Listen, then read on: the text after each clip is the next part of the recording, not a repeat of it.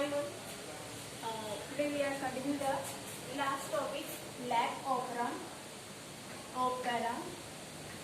Lag operon means, okay, the E. coli bacteria we already discussed. E. coli bacteria is there. E. coli bacteria is having the having and if food తీసుకున్నప్పుడు దాంట్లో glucose and lactose equal గా ఉంటాయి. Glucose and lactose అనేవి equal position లో ఉంటాయి. కానీ equal ఏం చేస్తుందంటే ఫస్ట్ గ్లూకోజ్ ఎక్కువ కష్టపడకుండా ఫస్ట్ గ్లూకోజ్ ని తీసుకోవడం వల్ల ఎనర్జీ అనేది ఫాస్ట్ గా ప్రొడ్యూస్ అవుతుంది. బట్ లాక్టోజ్ కనుక ఫుడ్ లో ఉన్నప్పుడు అది కొంచెం చిన్న ప్రాసెస్ జరిగి అప్పుడు ఎనర్జీ అనేది రిలీజ్ అవుతుంది. గ్లూకోజ్ కనుక డైజెస్ట్ చేసుకుంటే వెంటనే ఎనర్జీ అనేది ప్రొడ్యూస్ అవుతుంది. కాబట్టి ఎక్కువ కష్టపడకుండా ఈక్వల్ గ్లూకోజ్ ని ఫస్ట్ యూజ్ చేసుకుంటుంది.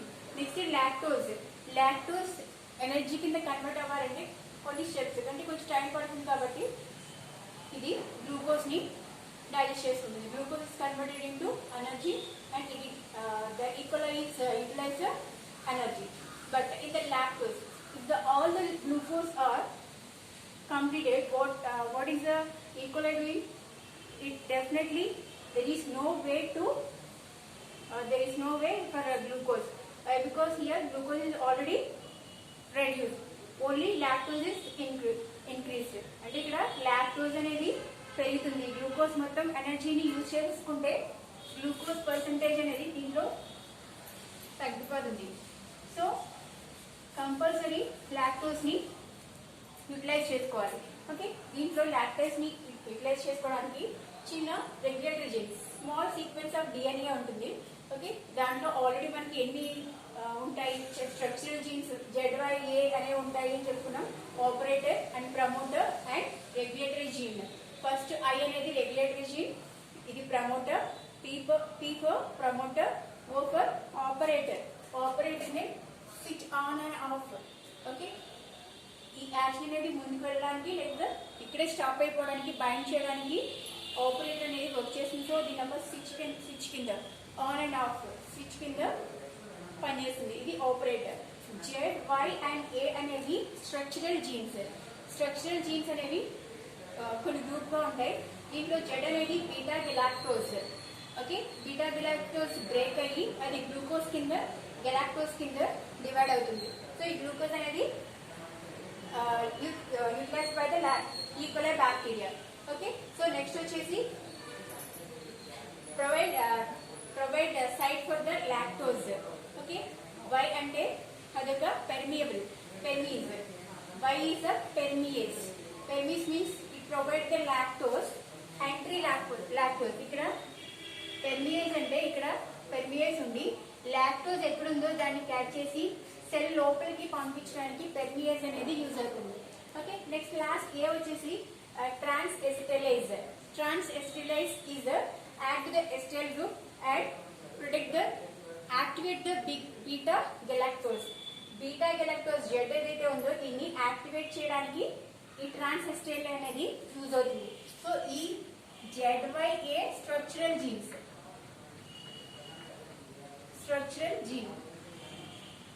So first one is the regulatory gene, promoter, operator, beta galactose, Y for permease and A for the transacetylase.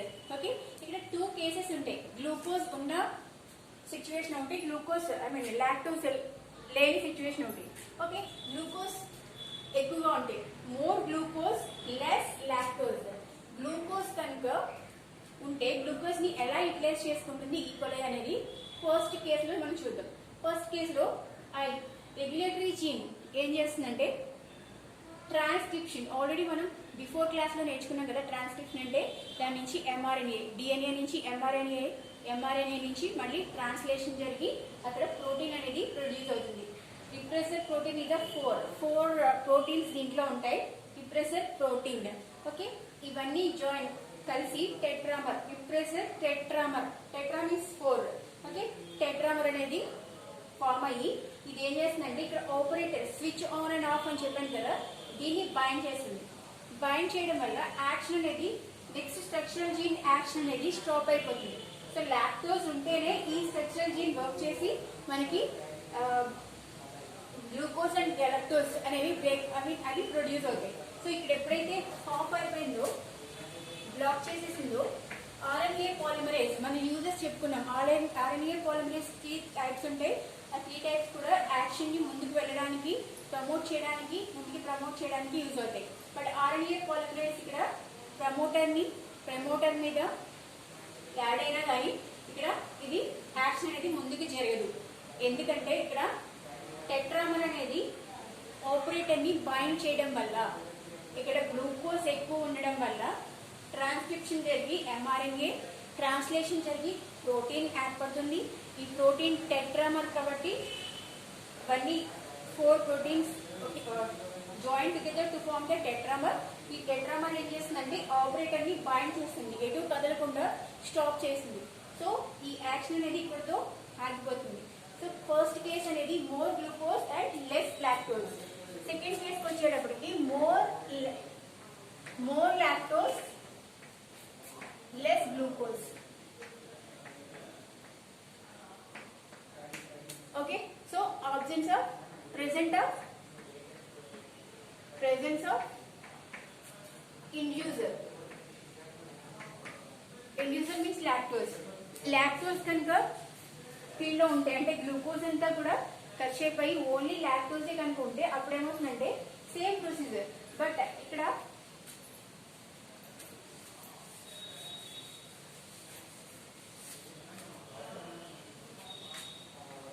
Regulatory gene అనేది సేమ్ ట్రాన్స్క్రిప్షన్ సో ట్రాన్స్క్రిప్షన్ ద్వారా mRNA form అయిన తర్వాత అది translation and then we get the protein. 4 types of proteins will get. These proteins are joined together to get the tetramer in the case of glucose. But this is happening in the presence of inducer, that is lactose. Lactose lo idi break avadu. Lactose break tetramer. Lactose em chestante tetramer ni break cheyadam valla ఇది దీన్ని bind చేయదు, వెళ్ళి not bind the operator.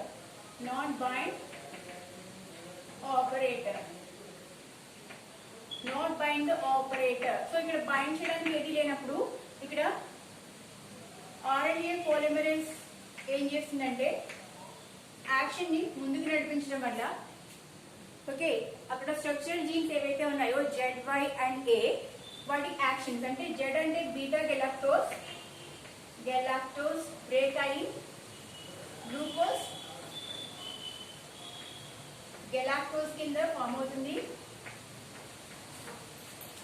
Confusion లేకుండా ఉండడానికి so ఇవన్నీ కూడా of అయిపోవడం వల్ల ఈ యాక్షన్ అనేది జరగదు. ఇక్కడ beta galactose glucose and galactose కింద బ్రేక్ అవుతుంది. బై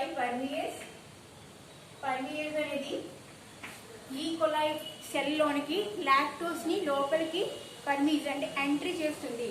ఆల్రెడీ మనం పిక్చర్ వేస్తున్నాం కదా.